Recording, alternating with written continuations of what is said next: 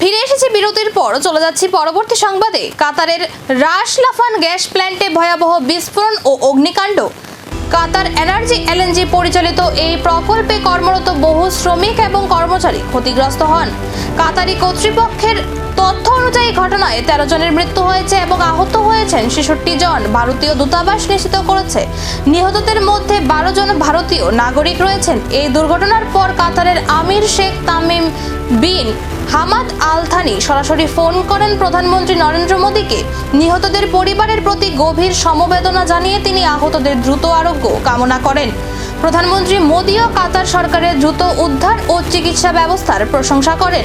সামাজিক মাধ্যমে তিনি জানান, এই কঠিন সময়ে ভারত ও কাতার একসঙ্গে রয়েছে এবং এই দুই দেশেই নাগরিকের নিরাপত্তা ও কল্যাণ নিশ্চিত করতে বদ্ধপরিকর।